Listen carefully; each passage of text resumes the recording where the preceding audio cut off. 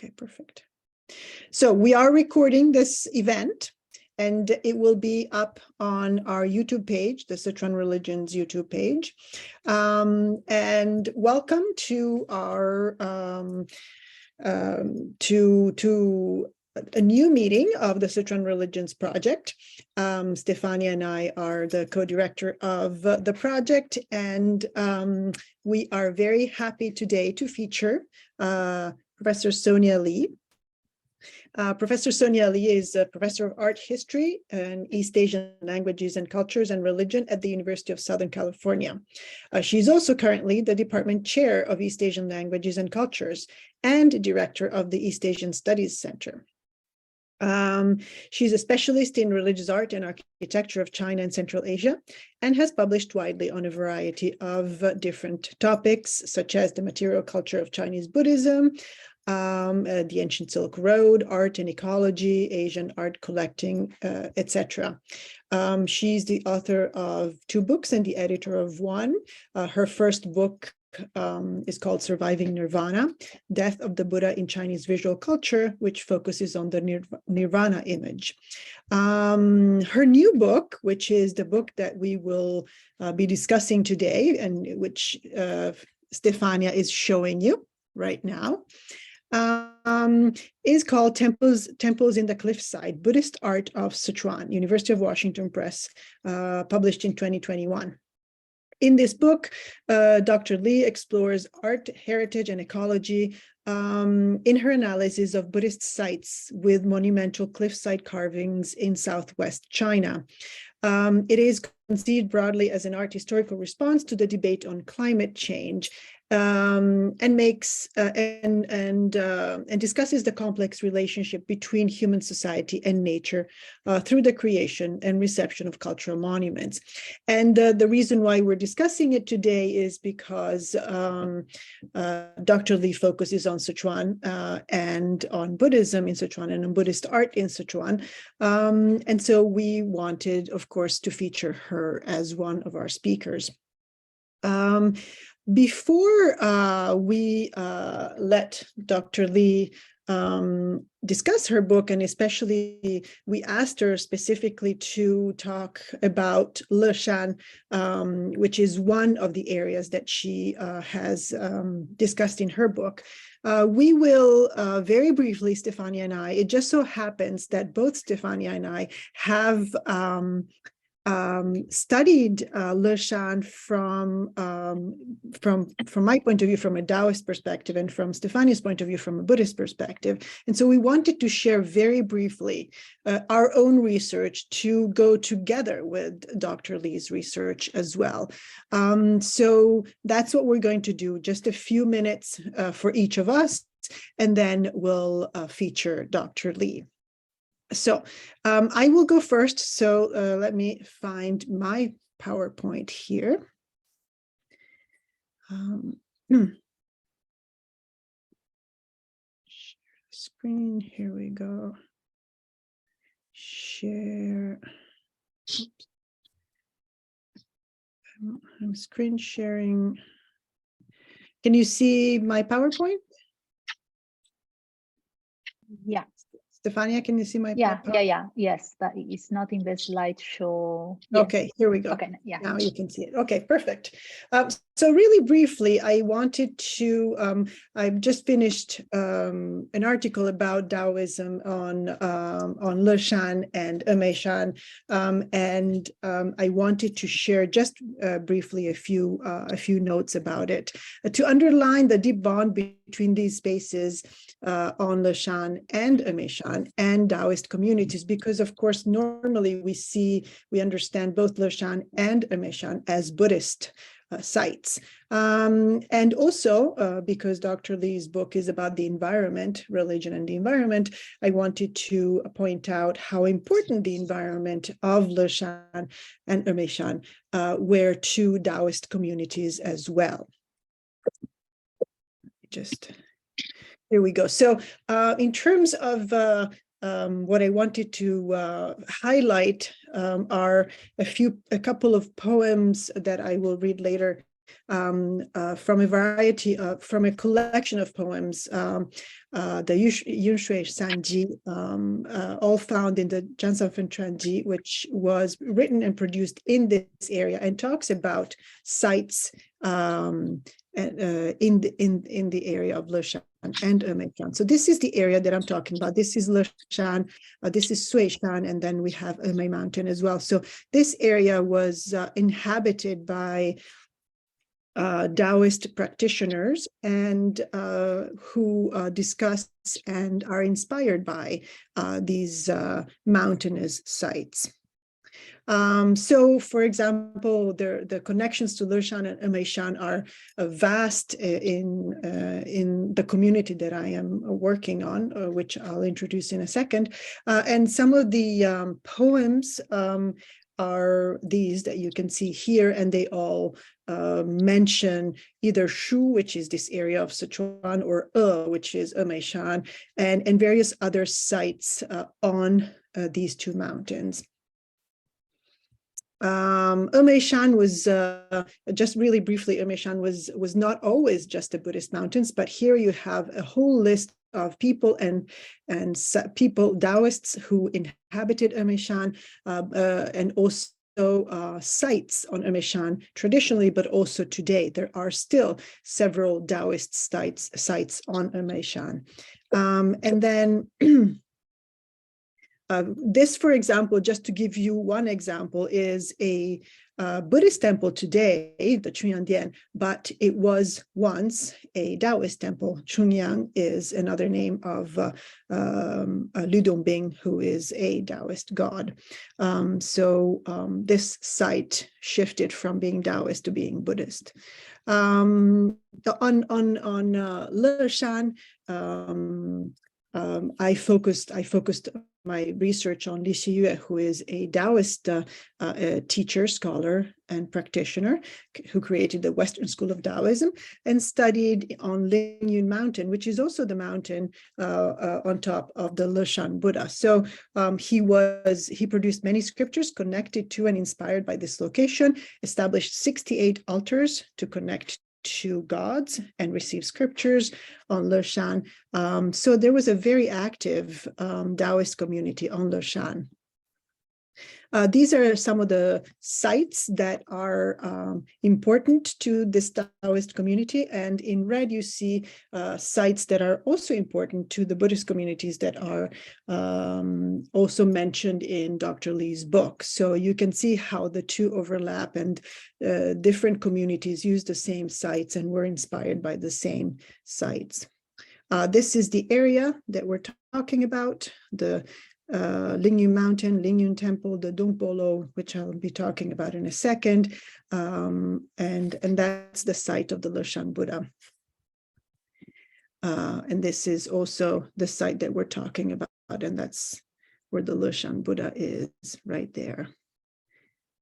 Sudongpo was you all know him as a poet. He was very inspired by Daoism, and he became a god in this area. And he inspired several of the poems that I just mentioned.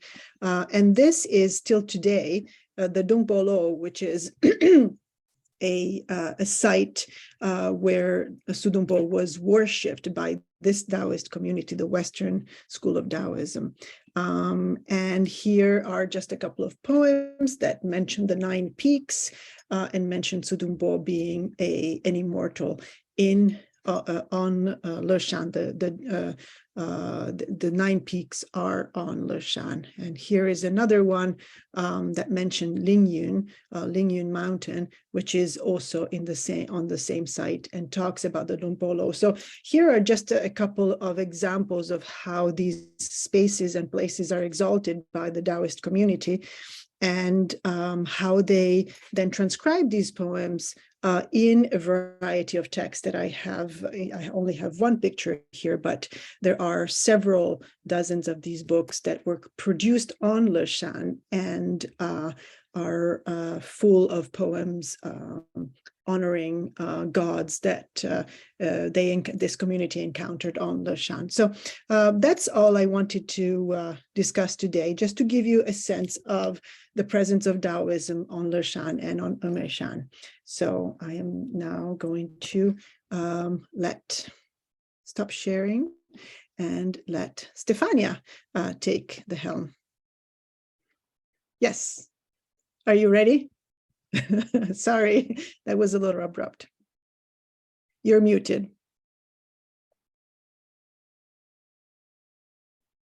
Okay, yeah, for some unknown reason, I click on Apple TV, which I don't really want to open right now. So there is my PowerPoint.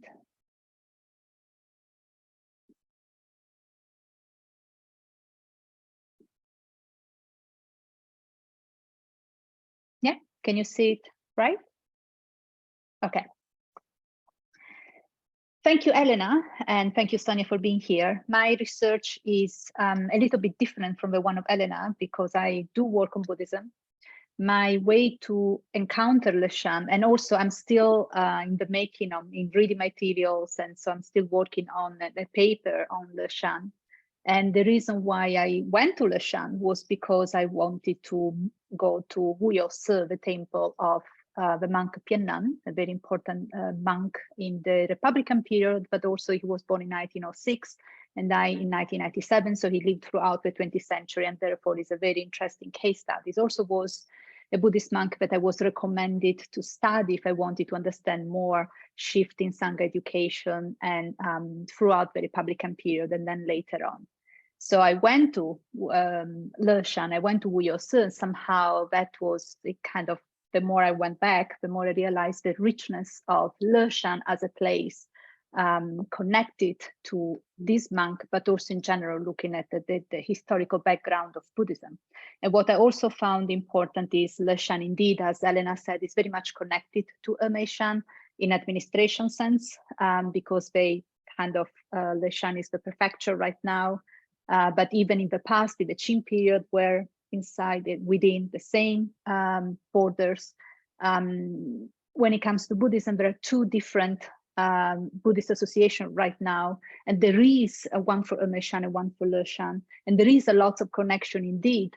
But they usually, when people think about Leshan, they think about Leshan, and they kind of forget, or they think about the Tao of a big Buddha, and kind of forget to look at other Buddhist landscapes. So what I wanted to do is to look, especially at Wuyose, and a little bit of what's going on in terms of Buddhism in Leshan, regardless of Leshan, and how certain communities were part of societal fabric of Leshan, and also how this community is the community of Wuyose, for instance. So the monks who are coming from Wuyose are also part of larger networks that connect with the rest of Chinese Buddhism in the late Qing and Republican period.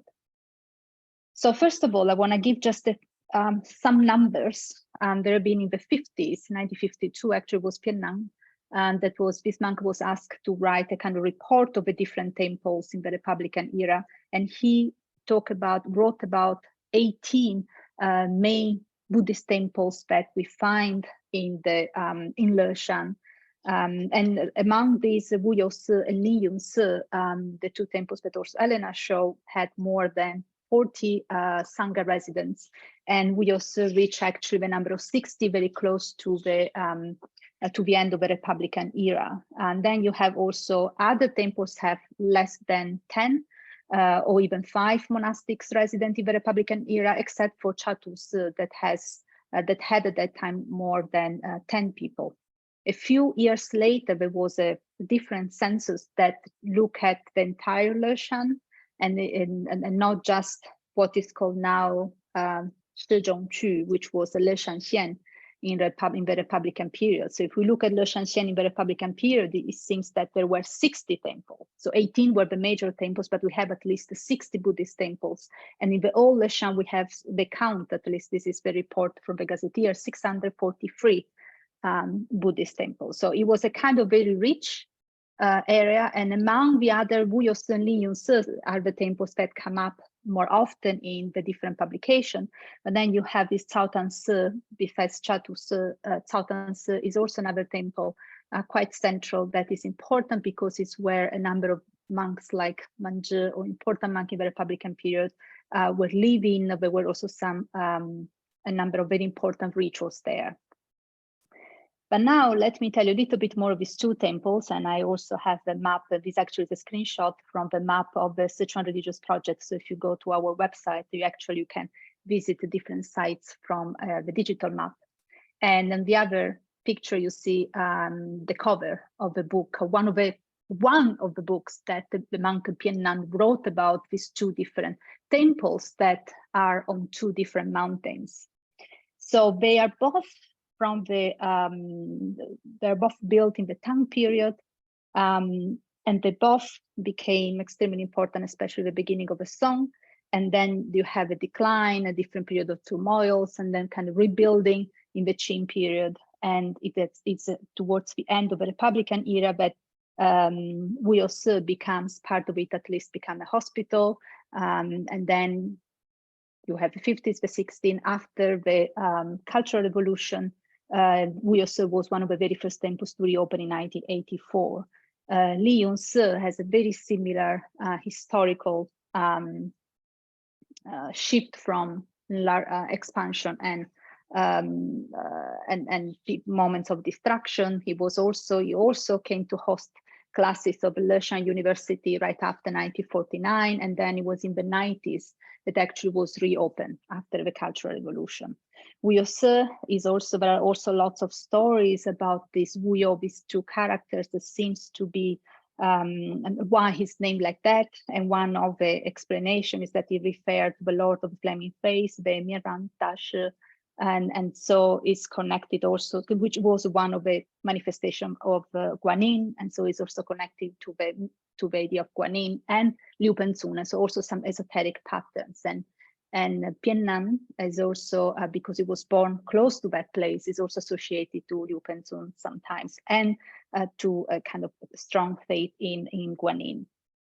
These are two very different, very similar temples, but also very different temples. And Piannan and other monks discussed this, explaining that Wuyo was, Lingyun Temple is the temple with especially rich in rituals and a number of foreigners, I mean, people external from Leshan going there.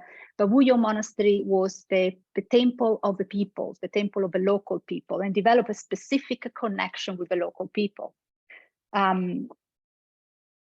Inside, and one of his connection is, and I have some pictures, that, for instance, one of the monks, Chuan Tu, one of his previous abbot, was able to save not just the temple, but also the surrounding area in the 30s when there were, the place of Leshan was becoming a battlefield, but because of his connection with the militaries, was able to preserve that area. Was very concerned about the future and the life of the farmers. After, when he was about to die, he left something in the wills about the farmers. And the Piannan was someone that fundraised to build a very important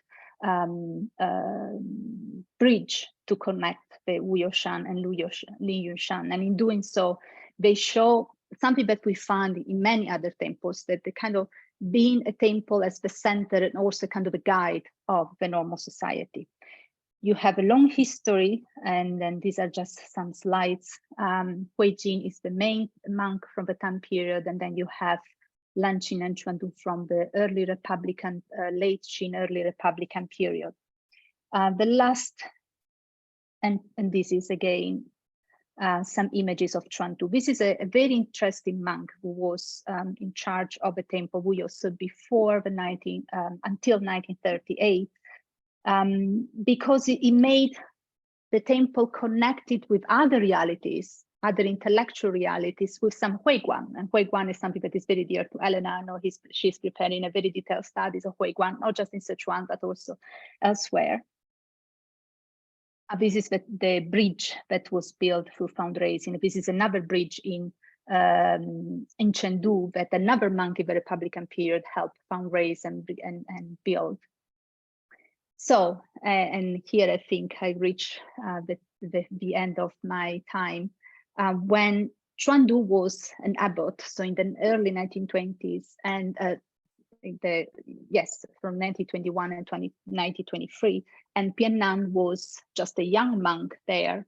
Piannan was sent to this Nanhua Gong to study, since it was a Xuetang that were given lots of Confucian education, which shows a lot about how in a period of societal reformation, but also of modernization of Buddhism, you still have important monasteries that give lots of emphasis on learning of Confucian texts and Confucian values. So what happened is this Nanhua Gong was actually part of a Huiguan, one of the three major Huiguan that were built between the Ming and the Qing in Leshan, and this is the Guangdong Huiguan.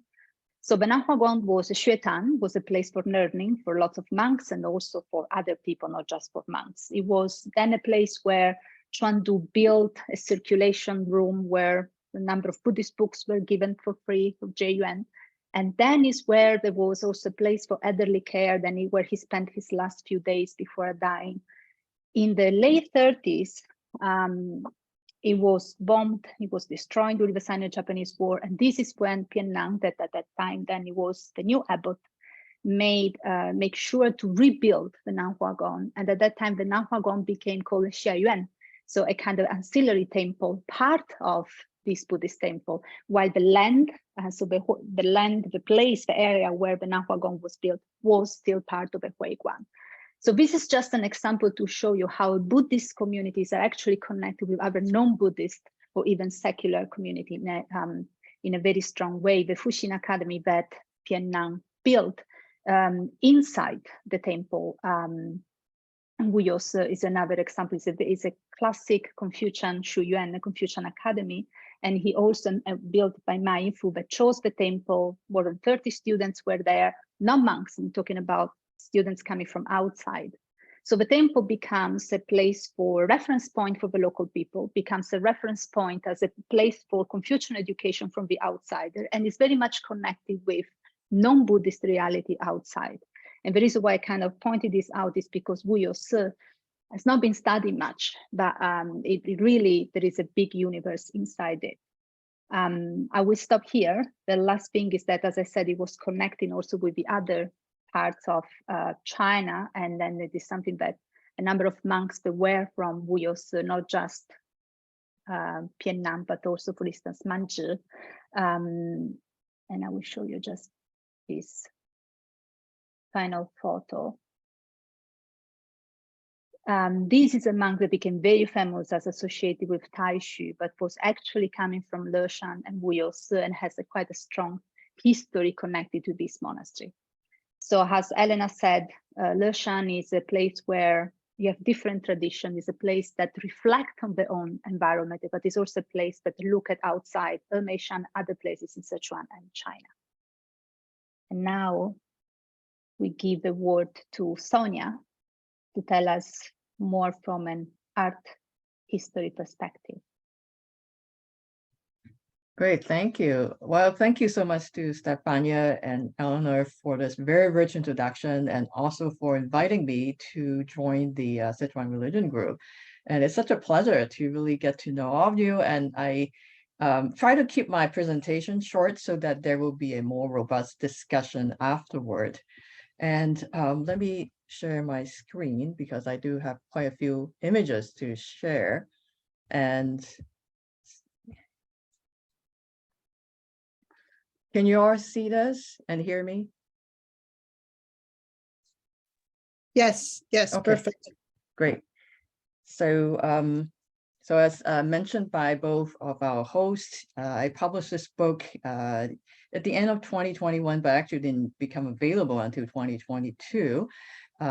Temples in the Cliffside Buddhist art in Sichuan.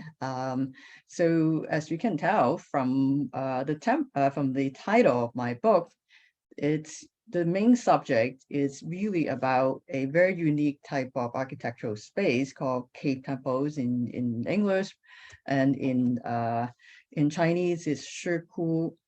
So that's something that's been used quite recently to describe this. And as it turned out, this particular architectural space has a very long history in throughout Asia, and actually you can find this type of religious spaces built as part of a bigger natural setting was quite popular throughout Eurasia, and there are actually quite a lot in Turkey. From some colleagues who work there told me, but they are not Buddhist. And so I just want to use some images to talk about several very general characteristics, which I find in common through different traditions of cave making in Asia. So many of you know that cave temples as a architectural genre really began in India. So with the red circle in my big map. And so on the screen, I have some particular units from Baja, which one of the earliest surviving sites, and then also from Ajanta. And I also have some images from sites along the Silk Road, perhaps more well-known. So Mogao Caves of Donghuang. So I have some images of the exterior at the top, and then also what's inside, and Kizu Caves in the area of Kucha. So those are dated fairly early, so from as early as 4th century, and I think that Kizu, it's a bit or even earlier from the earliest examples. And of course, in my book, I deal with a slightly later moment of cave making, and most of them focus on sites in Southwest China that correspond to today's Sichuan and Chongqing. So in my book, I have several examples that I focus on. So Leshan is one of them. And I also spend quite a bit of time talking about several sites in today's Dazhu district, and Baolingshan being the most well-known. And then I also have a chapter specifically on a site in northern Sichuan called Nankan Caves. Or Nankan, I think, but Kan pretty much means niches of caves, so it's sort of repetitive in that sense.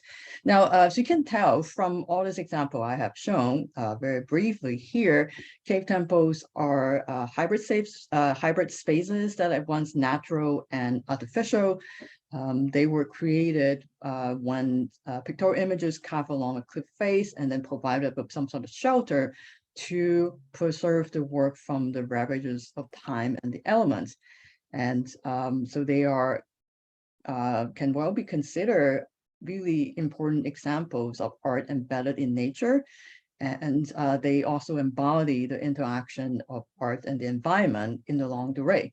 So one very concise way of characterizing cave temples is that they are a product of a will to create and also a commitment to preserve. You just cannot do without one with the other. So when you create something in nature, so chances are they will disappear because they're exposed to the elements, and whatever carvings made on a piece of stone will disappear at some point.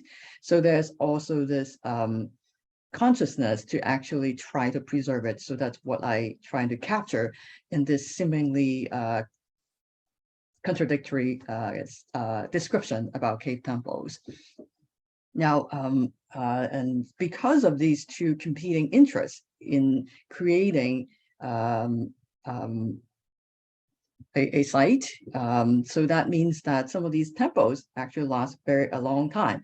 And so their remarkable longevity is something I'm trying to capture in this book. So my undertaking is not so much about the creation of some of these sites, and which is something that many art historians tend to do, just focus on that moment of creation and try to figure out what it meant to build something. But in fact, I try to stretch it out and going both backward in time and also forward in time. So I'm so happy that both Elena and Stefania really provided you some of the more later development, which I didn't touch on entirely. So I think you kind of see that. And in my book, I actually try to stretch it back to the prehistory of the Leshan Buddha, just to understand what the place might have meant to the people who first built it.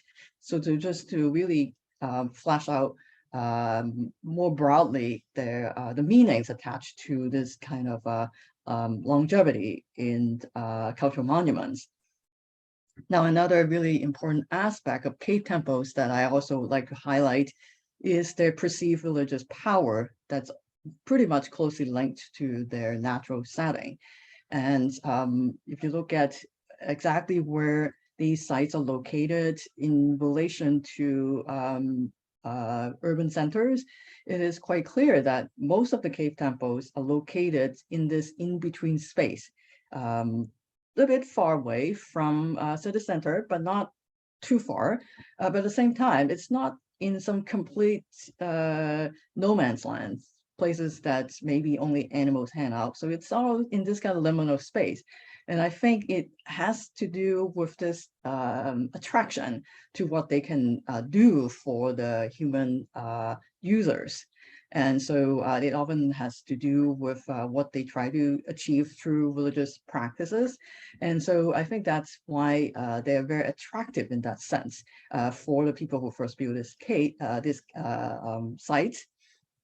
Now, if we try to understand this attraction to these locations in longer terms or in long durée, I think we can also call cave temples dialogical transcendence in real space. So I'm borrowing part of the term from Prashanti Durara's very important argument about Asia's contribution to the world's sustainable future, because these places continue to play a very important role in society, even down to the very present days, beyond the religious connections. And so I think what Stefania just mentioned, all those activities that took place in the Republican period continue all the way down to the present day.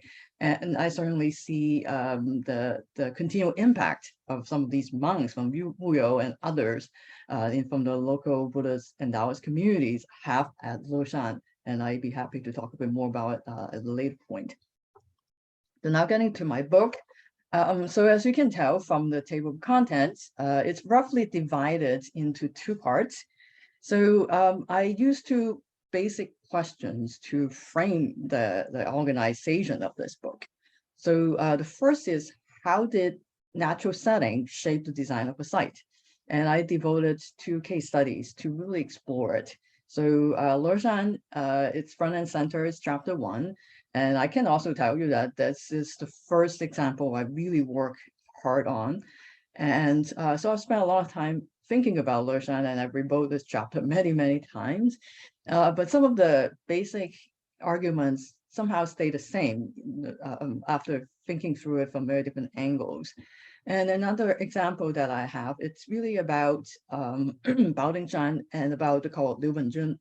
And so it's really about tapping into the kind of perceived power that I mentioned about these sites to bring about certain things. And so this question is trying to get at what the natural setting has to offer for people. So it's set in a more historical context for both cases.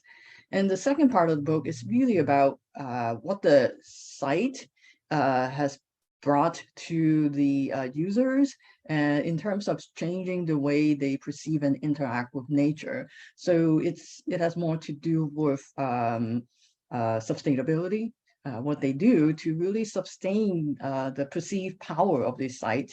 And I try to really get at this question from 3 different perspectives. From the perspective of the site manager. So in the past, in the pre-modern times, really about the monks who were in charge of these sites and what they did to maintain them. And then the second stakeholder groups I focus on pertains to the visitors, people, primarily the lay visitors who continue to use the site. And I rely on the example of Nankan in northern Sichuan to make that case, because it has one of the really the richest archives in preserving these donor inscriptions. And then finally, I also try to get at the artisans who work on these sites and trying to understand from their perspective what it meant to sustain a site, to sustain their perceived meanings. And this is one of the most difficult because there's pretty much no records of what these people were and what they thought. And so I rely on a lot of tools that I borrow from anthropology. So a lot of ethnography, a lot of interviews, and especially relying on the modern practitioners. And it turns out that there are actually quite a lot of major restoration projects in this area. So I use that as a platform, and then try to look back and try to piece together what restorers, the predecessors centuries ago, had done to do a very similar kind of job. And so that's roughly the overarching organization. And then in the postscript, I talk about sites that actually has been around, being created in the last several decades. And if I have time, I will show you one example in the city of, outside the city of Nantong, in eastern Sichuan.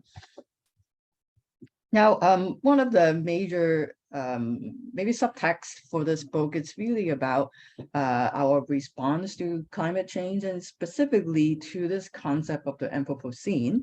And I have this slide on the screen because I want to show you what this term means in very general terms.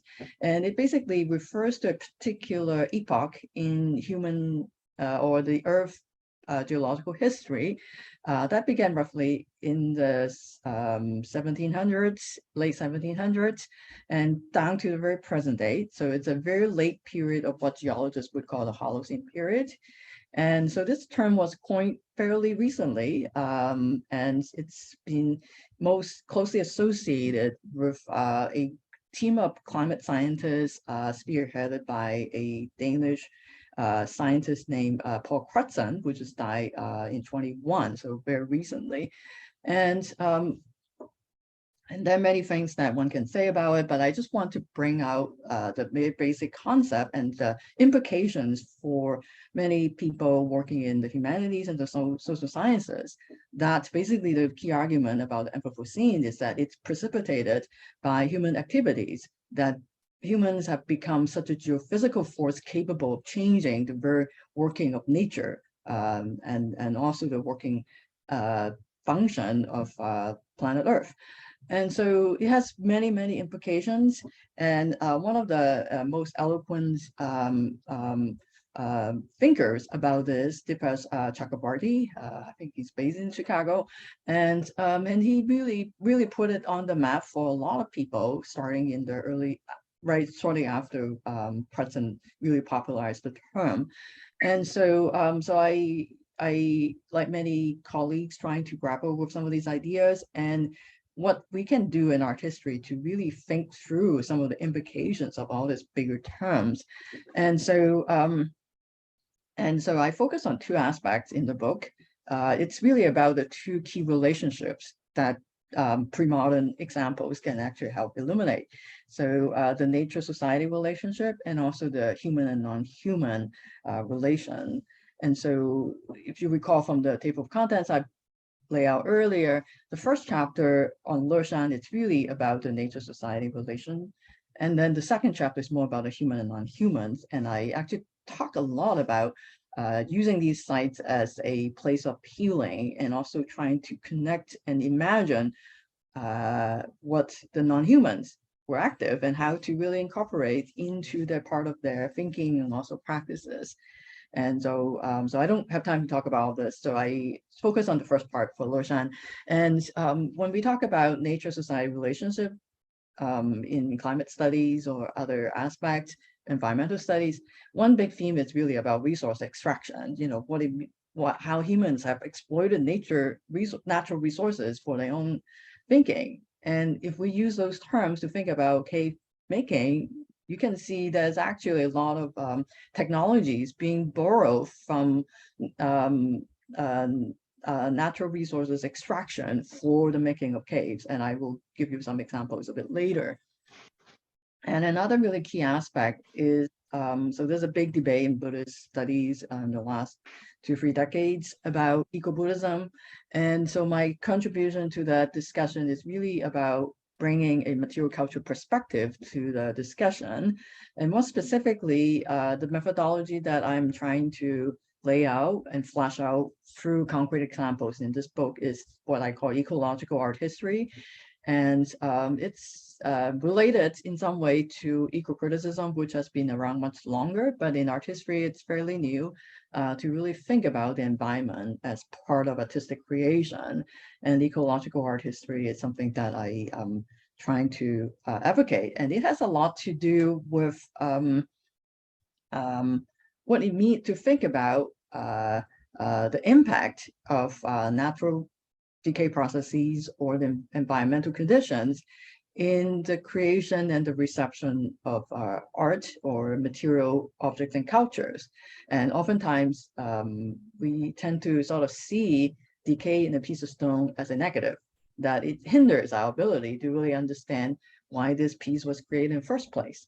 And so in my discussion, I'm trying to turn this around and actually think maybe people actually wanted it to be part of the long-term understanding of the work, that it's not a negative to actually have decay in the work. And in fact, people were trying to overcome it. And all these efforts have to be taken into consideration.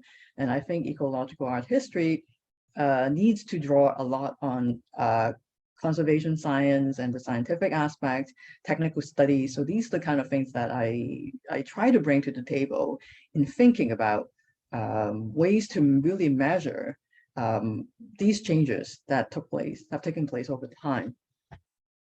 Now, so I hope that I provided a very general overview of this conceptual framing of the book. And now let's turn to Leshan to build on what Stefania and Elena have sketched off for us so nicely earlier. So I have couple maps to show you where things are, and so Leshan is located in this area, and this is actually something it's a very special place because in the pre-modern period, pretty much up to the 20th century, the Min River is a very important part of the Yangtze River network. And people rely on it to really travel through Sichuan.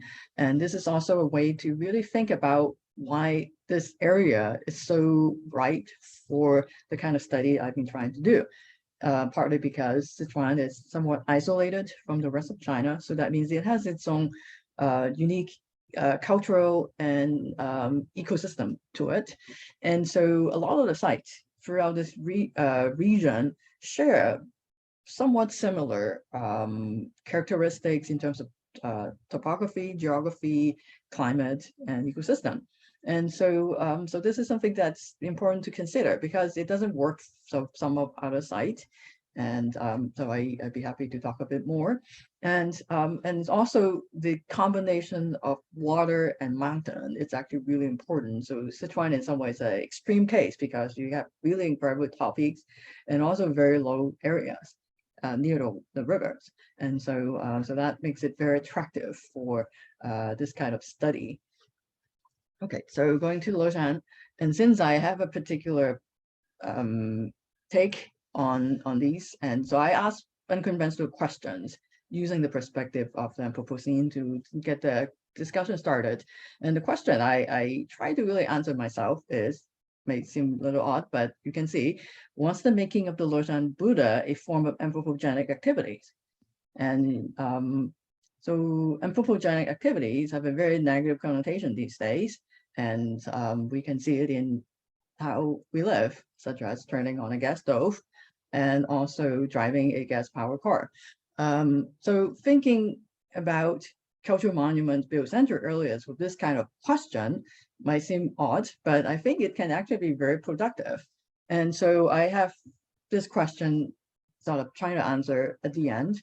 But first, I want to sort of go through some of the evidence we have based on the more traditional avenues, such as inscriptional and textual records about a site, and also from archaeology, and also just by looking at maps. So, just a picture showing you the lay of the land, and as you can see, the Leshan Buddha is located at a very particular spot, and one can call it the confluence of three rivers. Actually, there's the third river is here. So the Min River, the one that's been the main thoroughfare, maritime thoroughfare for people traveling in and out of Sichuan, and the Dado River, which coming from east-west, and then the Qingyi River, that's a tributary of the Min River. But the point, at least from the human experience, is that this is not an easy spot to navigate.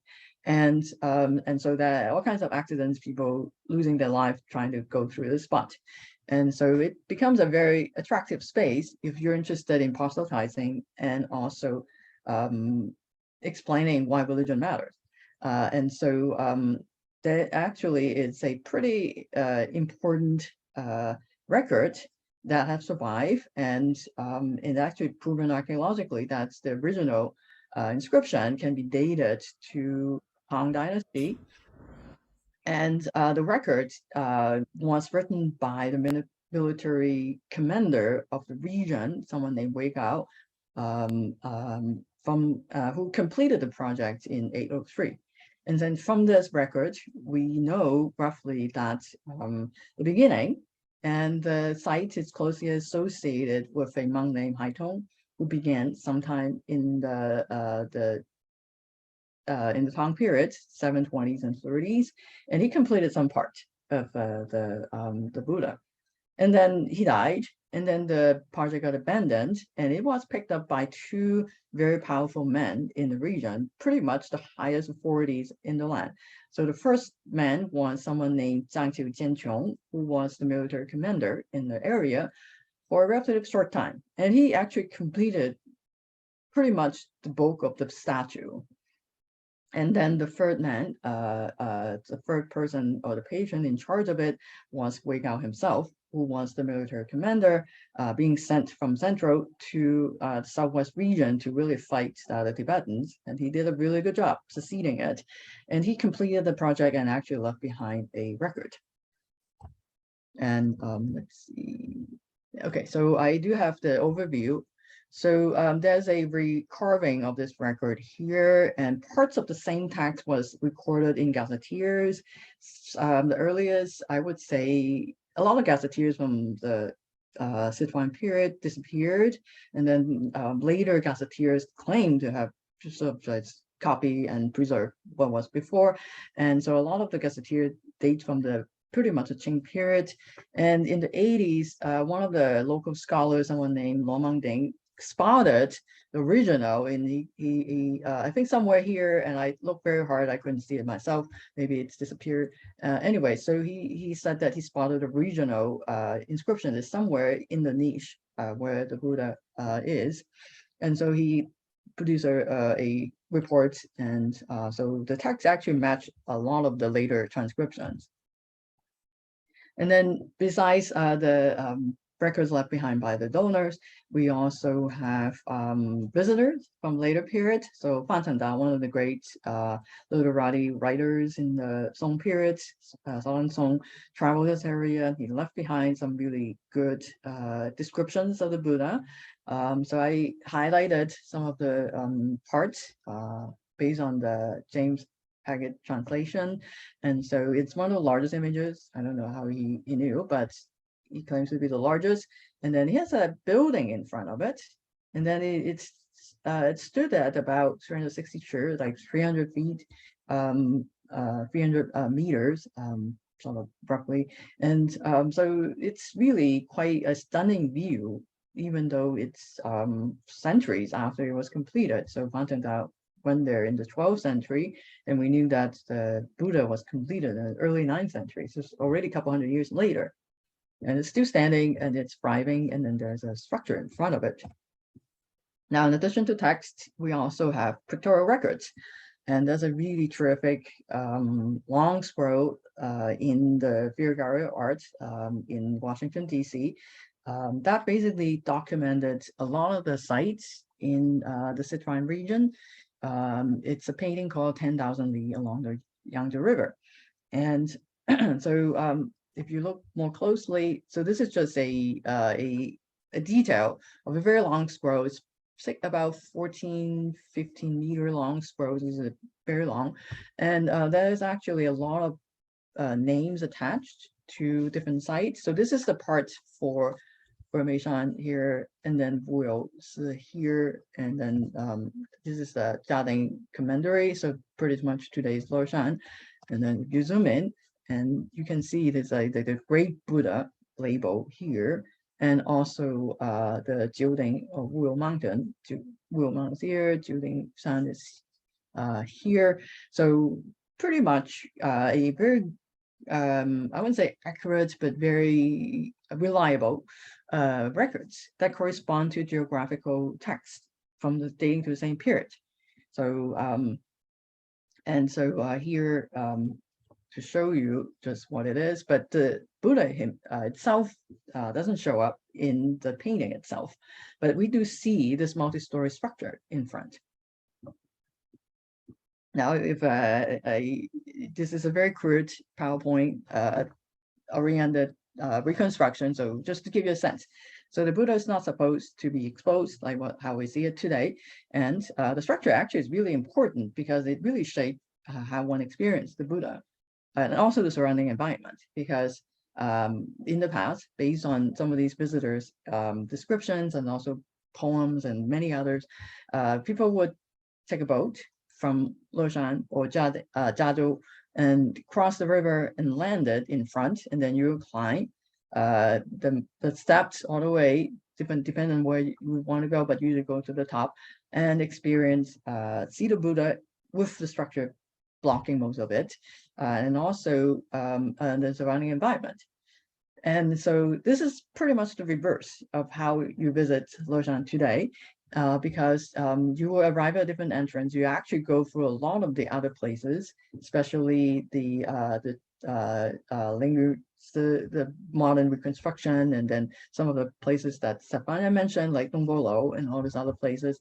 And before you go to the place, and then you go down the staircase, which was created in the 70s, and then you go through it all the way down, and then you exit. And then there's another path that gets you back. Or you can go to Valussi from that point onward. So that's pretty much how you experience. It's a reverse. And so getting back to the history of the site, what I'm really interested in is how do we get to the question that I posed earlier, based on this kind of example, based on the kind of evidence we have. So I'm particularly interested in how this statue was actually created. And one of the points of fascination about this Buddha is that it's tallest in the world, at least according to Fantanda, and even nowadays it's still the tallest. So 60-meter tall, it's pretty amazing. But I think this is not the right question to really give us an idea of the kind of labor involved and how difficult it was to build it. And so the question is really about scale, and more specifically about how much stone is being removed from the site in order to create it. Now, from the frontal view, you can kind of see it's kind of deep sets into a mountain, and many people describe it, the Buddha himself, as a mountain.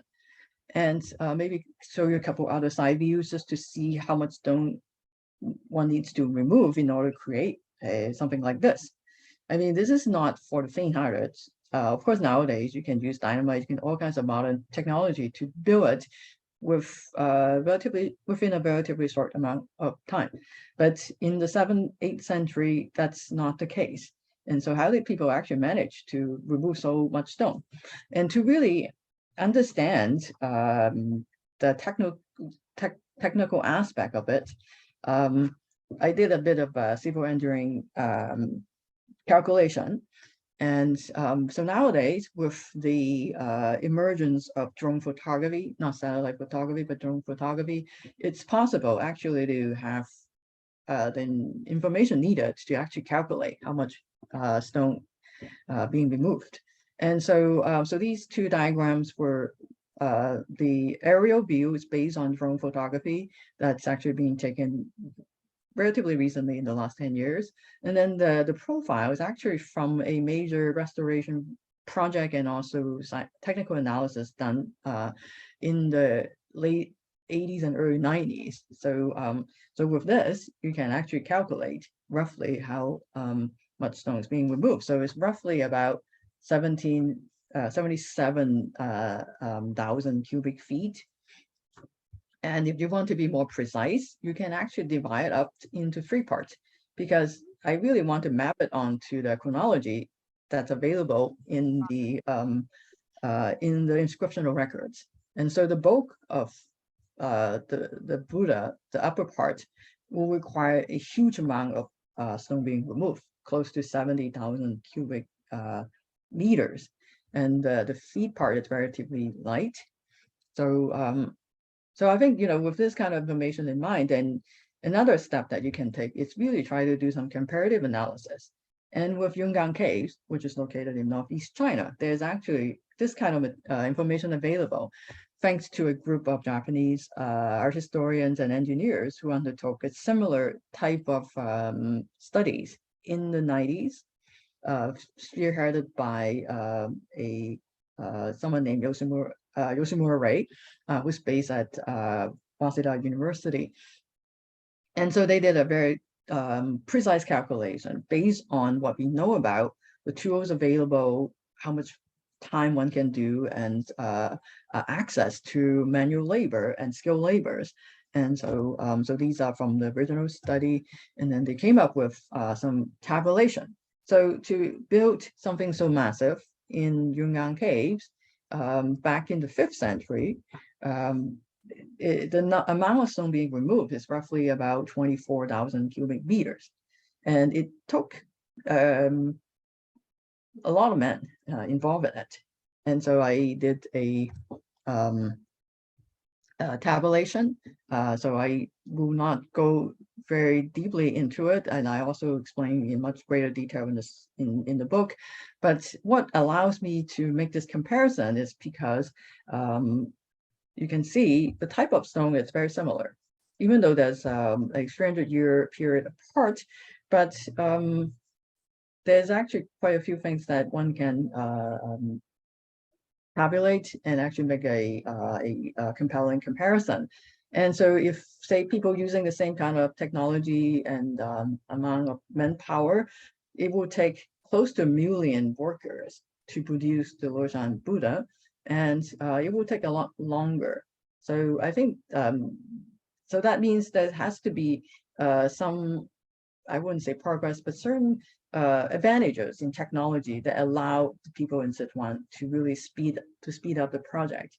And we also know from textual records about the economy and the population in Sichuan that there's no way there's 1 million workers available to work, because the population, at least in terms of the number of registered households, we know from that period, there's only about 1.3 or 5 million in the whole Sichuan, not even in Leshan. So it's pretty much rule out the possibility that there's almost 1 million workers involved in it. And certainly they build a lot faster. So that means they actually were thinking about using some technological advantages that people in Yungang did not have, and in order to remove 3 times the amount of stone. And so going back to the timeline that I outlined earlier, so pretty much the most important part of the project took place under this man named Zhang Qiu. So he was the military governor, and from other records, we know that he was actually involved in many large-scale water control projects throughout the whole region. And so he likely knew that a lot about these technologies. So really about land exploitation technologies being brought somewhere in to build this Buddha. So so that's one important part of my study. And then and of course many of you know that Sichuan, this area is actually known for water control projects from very, very early time onward. And so I'm just showing you a not so good picture, but at least you see Travagnin, which basically was the result of Li Bing's effort centuries ago, trying to split the river of the Min River into 2 so that the water will not create flooding, or this is a very difficult navigational problem, but instead use it for irrigation and really build up the agricultural production in this area. So I know that we are getting a little short of time, so I'm just trying to get to another point. So another advantage that probably all these people back in the Tang period knew about was that there's a lot of cliff tombs in this area. So Leshan alone has many, and perhaps the most famous is the so-called Haitong Cave. So this is what's inside. And so you can see that these were from an earlier period, and it's about about funerary practices that can be dated to about 1st century or 2nd century CE, the late Han period. So there were hundreds of these tombs scattered throughout. Now, from a technological perspective, it's actually an advantage because people already remove so much stone, and it wouldn't take so long to remove additional more. So it cut down a huge amount of labor in creating a large empty space from a mountain cliff. So that's another factor that I explore quite a lot in the book and also elsewhere. And then in Sichuan, there's also many other land exploitation activities, such as the salt industry. So again, it's about drilling. So the kind of technologies that can help people to dig very deep, either vertically or horizontally into the earth. And so, so here just a visual to show you how people actually created drilling of this kind of salt brine well. So you can see this scaffolding erected, and then people are doing this kind of drilling. So using the force of gravity. And so if one can think about adapting this technology in a vertical in a horizontal setting, so you can imagine maybe a scaffolding being set up and being deployed to actually create this very deep tunnel into the mountain space. Okay, so with all this evidence I have, since I use technological evidence to really think about Leshan, then we can get back to this question. So what's the making of Leshan Buddha a form of anthropogenic activities? So based on evidence we have from the history of the land, yes, but was it really bad for the environment? So that's a question that we need to really think through, and also put a spin on what today's discussion about these kind of activities. So basically, a lot of these military commanders, especially the last two, Zhang Qiu and Wei, really diverted a lot of people from engaging in other activities that actually would be called more properly anthropogenic, such as farming. And so I was a little bit taken by this kind of formula that I came up to really think about the meaning of building a Buddha using this question. So the input, it's very similar to how one characterize agriculture, which is one of the most significant anthropogenic activities in modern period. So the input, it's very on par, if not surpass, what one can do to really increase the output. Now, of course, in the more traditional thinking in economic terms, so once you put in so much, of course, the output is what you are really aiming for. So, so in the case of agriculture, you actually increase the kind of agricultural output, so you get more food. That means you can sustain a bigger labor force, and you can also increase the product value, and also increase the income, and all this, and also a population increase. And so it fits into really a classic example of how we are getting into the Anthropocene in the modern period. And so, of course, you can sort of blame agriculture, anyone investing in it, for contributing to the kind of environment we have today. Now, but if you think about it from the perspective of cultural production, building a colossal Buddha, and it gets a little complicated because, you're putting in pretty much the same or not more resources, but the output is very unclear. So it's really couched in religious terms, things that are intangible. It cannot be measured in pure economic terms, because if you go back to Weigau's records, it says it comes to water. So the Buddha functioned almost like a hydraulic system, except you don't get the kind of normal expectation associated with something like that. And so I think you can certainly characterize the Leshan Buddha, the making of it, as a form of anthropogenic activities, but you're not getting the same thing. And so I think it really gets you to really think about maybe this kind of colossal Buddha building diverted or have a nurturing effect in how we talk about these kind of activities in pre-modern society. That maybe, you know, we have, say, 100,000 men surplus, instead of asking them to build a Buddha and put them into the agricultural production, maybe it might even increase more dramatically some of these things. So I think cultural production can cut both either way in thinking about some of these issues that we have today. And I know that we are almost out of time, so I will just stop here, and I'd be happy to entertain questions. So maybe I stop sharing and try to answer questions. Thank you.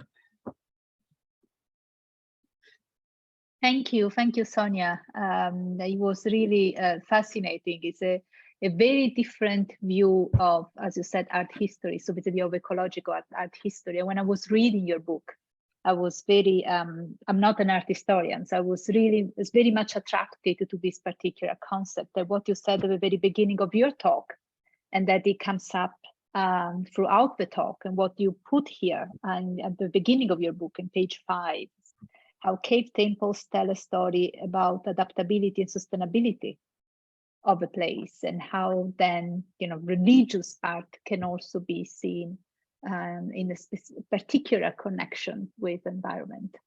And it was also fascinating to see the Leshan from a different perspective and in dialogue with what's going on in Dunhuang, for instance, and other parts of, and other caves that you have studied in Sichuan. I'm pretty sure there are plenty of questions. So if you can just raise your hand and then unmute yourself.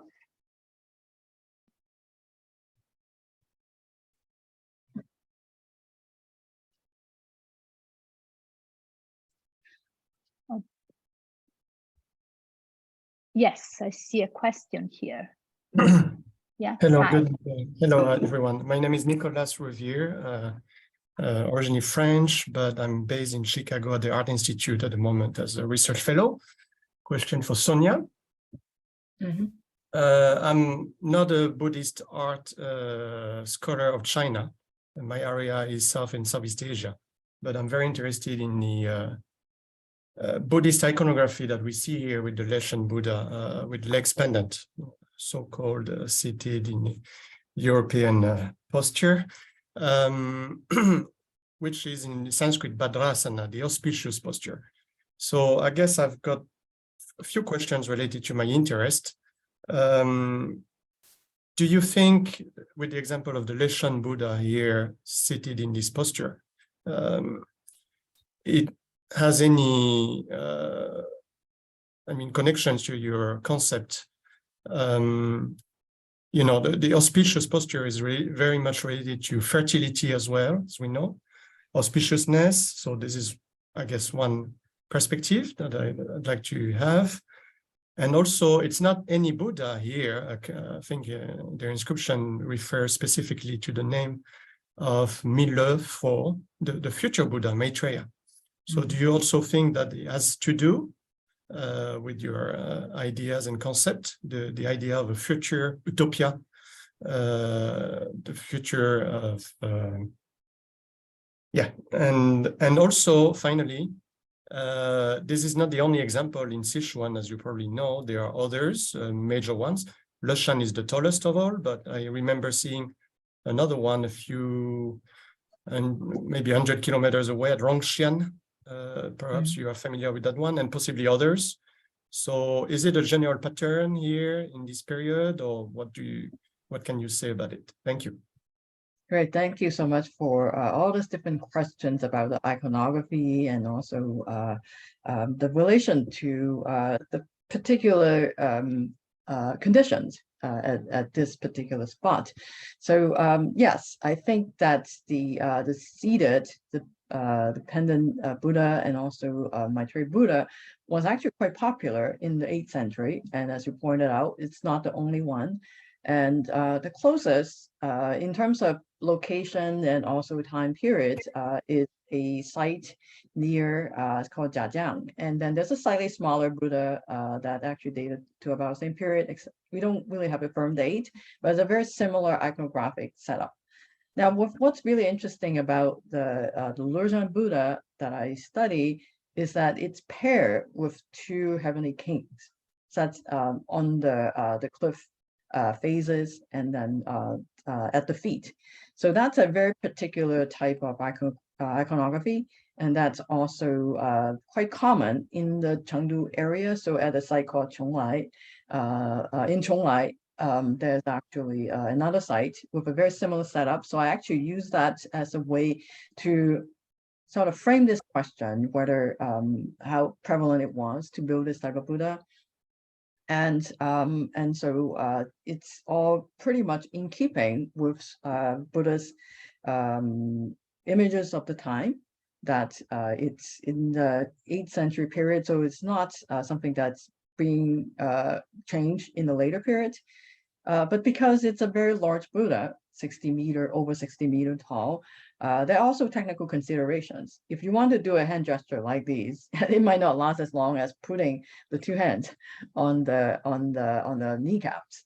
And I think that's certainly something that people thought a lot about. And so based on what we can see today, it has this kind of seating posture. And I think it's something that has to do with certainly religious considerations, but also technical considerations. So yes, so the connection to fertility, it's certainly something I hear a lot about even today, because a lot of visitors to Leshan Buddha today are actually women. Maybe Stefania can help illuminate this question. And so people actually go and pray to this Buddha for many different things. And women certainly go there for particular reasons, fertility, also others. And so so I'm thinking, so this kind of intention might be hard to really pin down with the kind of material, the evidence we have, both inscriptional, pictorial, and also the technical. So it might be a little hard to really answer for sure whether it had this kind of intention. But I think if you just go to the Weigao record, his intention was to save lives. So so that's sort of number one concern. Maybe if you pray to this Buddha, you can actually get other things too, but he didn't mention any of this, at least not in that record. And so that's my response to your questions in terms of the iconography. And I don't have the example from Chonglai or Jiajiang to show you, but they're very similar. But I think that having the 2 heavenly kings next to the Buddha's feet is actually a very important point to consider.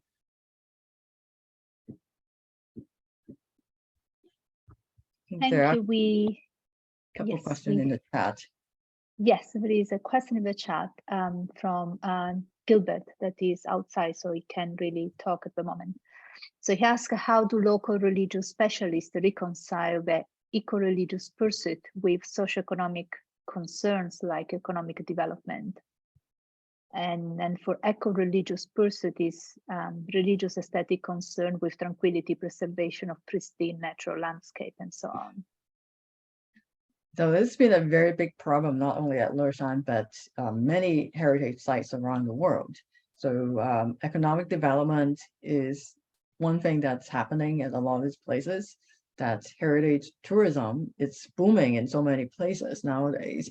So that put pressure on how to preserve these monuments and also the environment, because if you bring tourists in, that means you need more water, more electricity, more everything, and that put pressure on what's available and what's doable at these places. And Leshan is one of the biggest tourist attractions nowadays. It's with over 3 million visitors every year.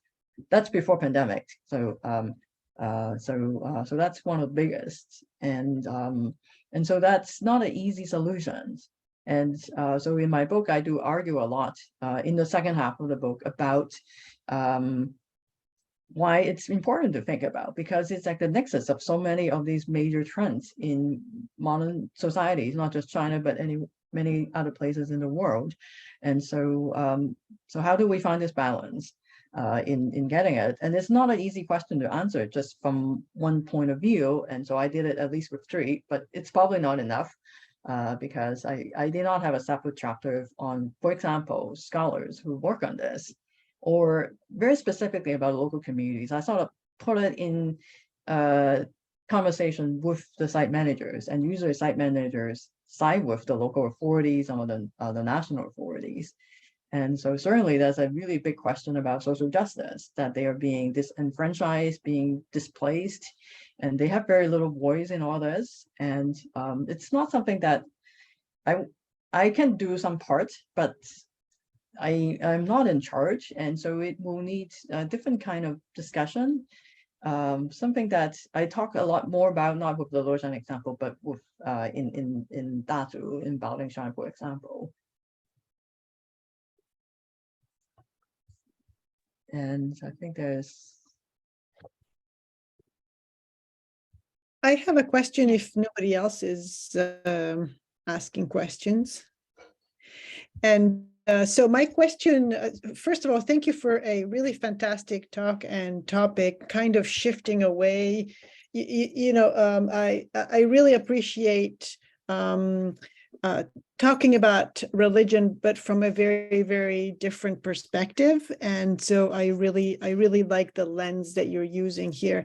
And I'm wondering, though, in terms of your work, how does are you in dialogue with other people in the sinological field or even beyond, who work not on religion, but for example, on land management, of water management, on anthropogenic activities? There is a booming field now. There's been a number of books recently about all of these the relationship between humans and nature, but not at all in terms of religion or religious sites. And so I wonder if your work is in dialogue, if you're able to connect with the scholars who are working on this or not.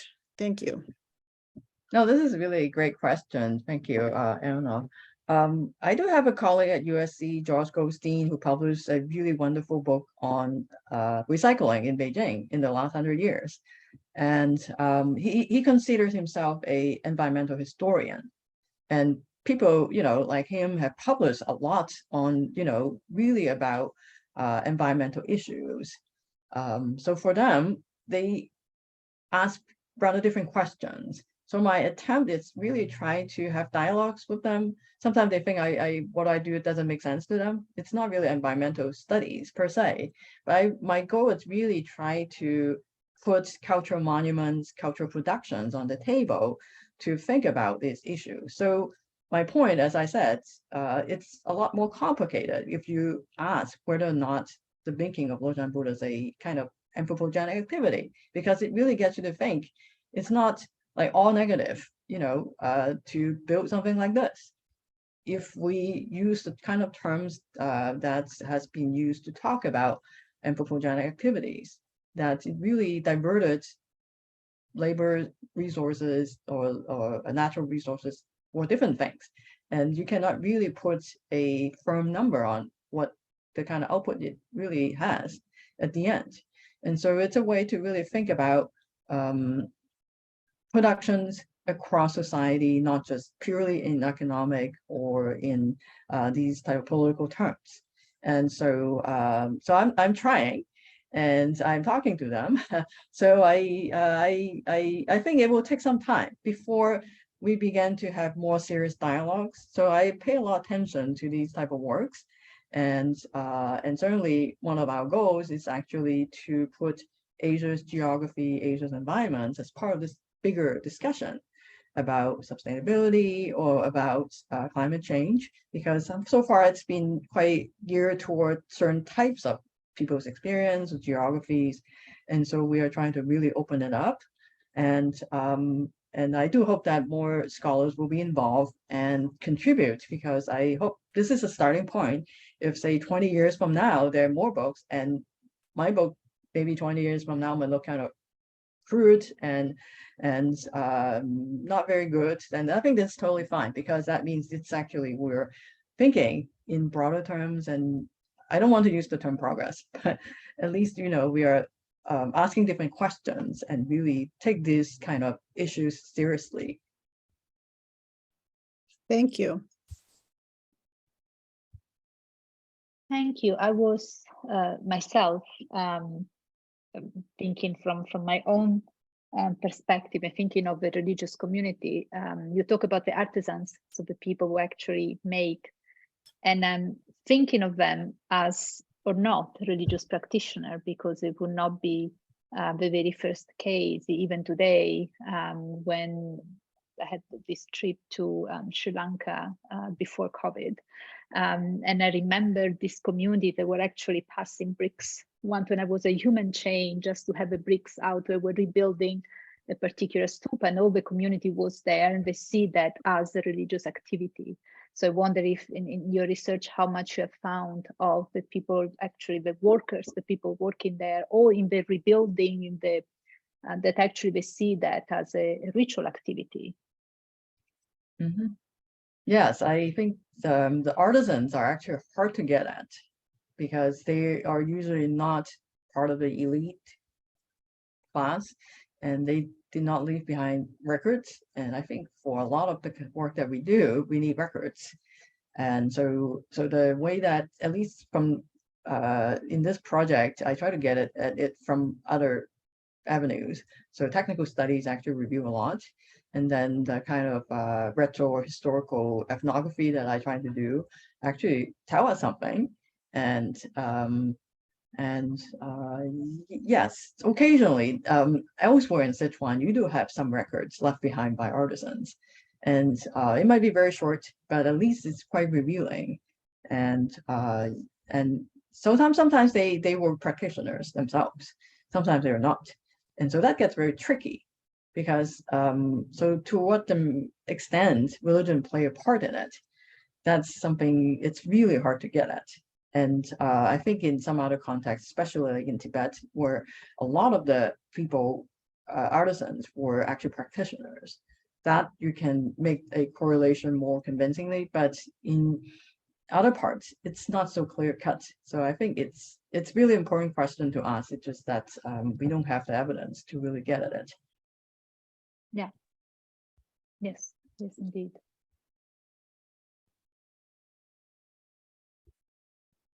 Any other question?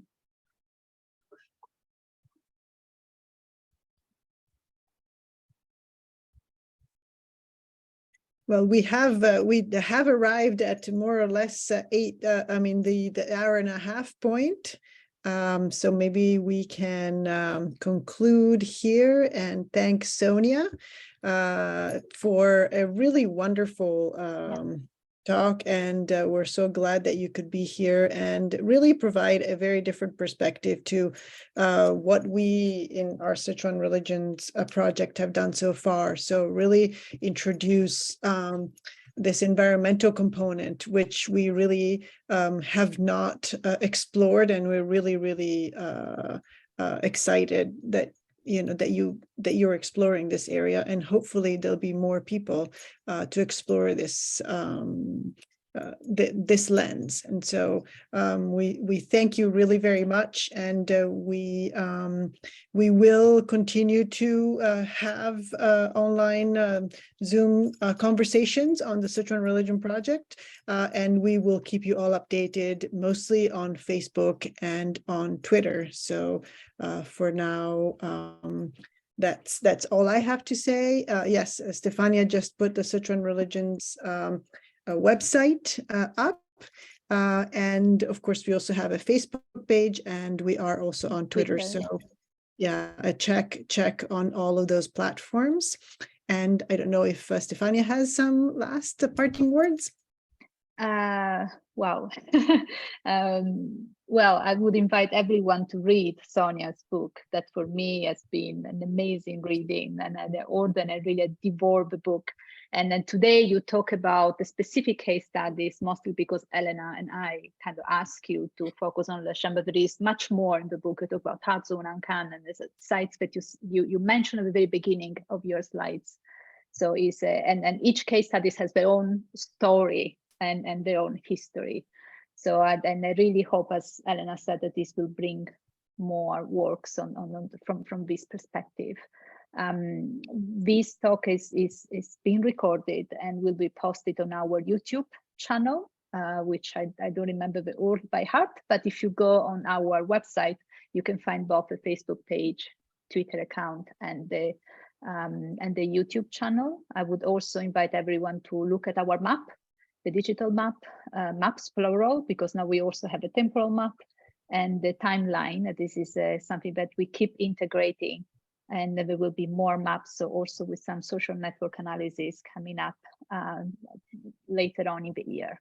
And we will keep you posted with, we're going to have a graded symposium that we will organize together with also Ichao that is here with us. And so there will be more information about that in due time. And of course, if you are working on Sichuan religions and you want to get in touch with us, please do. We